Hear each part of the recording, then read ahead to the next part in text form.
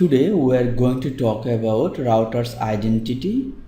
Identity we can discover the device or persons, all right. What is the identity of a MikroTik router? Let's see what is the MikroTik router identity.